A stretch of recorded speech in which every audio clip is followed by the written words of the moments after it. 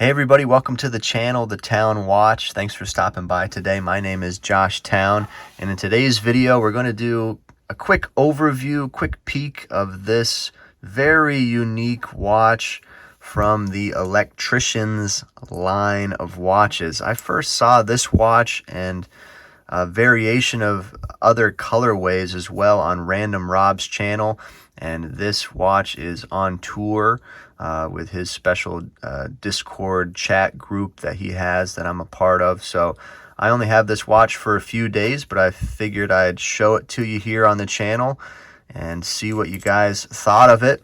Personally, for me, I know it's not a watch that I probably would wear, but perhaps for you, this is something that intrigues you, something that you like. So I'd really love to hear your thoughts down below in the comments on what you think of this piece as we take a peek at it quickly here in the video today. And thank you to Random Rob for doing tours like this. Check out his channel if you don't know him, but I'm sure most of you already do. As I mentioned, there's various models from this Electricianz line. I'll try and leave a link to where you can find some of these watches. This is the blacked out version, as you can tell. Most of it is blacked out, kind of has industrial type feel to it with that dial, and a lot of the other ones that I've seen too kind of have their own unique dials as well, different wires and stuff that are exposed and shown. Kind of cool.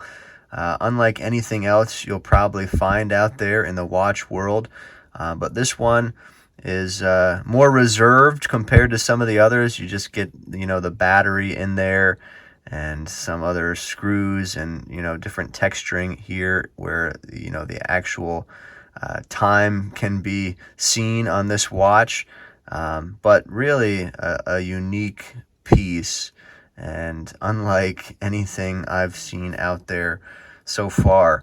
It's not a cheap watch by any means. I think this one in particular goes for about $320, and some of the other models are even more expensive than that. But perhaps this is something that you like. The crystal is beveled, as you can see. It is a type of mineral crystal, according to what I've heard and read. Mineral K1, not sure exactly what that means, but there is some AR coating on this watch, which you can kind of tell as I move it there in the lights. The crown here, very industrial, kind of looks like a screw head. Has some knurling there. It's just a simple push-pull crown that has one position there to set the time. And then this button right here actually shows the backlight, which we're going to look at in a moment when I shut the lights off. But we're going to get some measurements on this watch. It's not a small watch by any means. It's quite large. So let's get some quick measurements, and then we'll see how it looks on the wrist and check that backlight as well. There is 30 meters of water resistance on this watch, so it is large for sure. You see the case diameter is almost 47 millimeters, and I'm trying to move this strap out of the way to get the thickness. Thickness is about 13.5, but because it's a large diameter, the thickness, it's proportioned well. So that might sound thick, but it doesn't look thick with the size of this watch. And we have a lug to lug of about 53, a little over 53 and a half. And then we got a lug width of 22. So definitely a bigger watch. My 6.5-inch wrists don't really like this size of watch. But it does come on this nice NATO strap, very supple and thin leather suede type material, and very comfortable, and the hardware has kind of a gunmetal look to it, and everything looks really well done. But let me slap this on the wrist and give you a quick wrist shot here. So there it is on my 6.5-inch wrists. I feel like the lugs are kind of hanging over the edge of my wrist.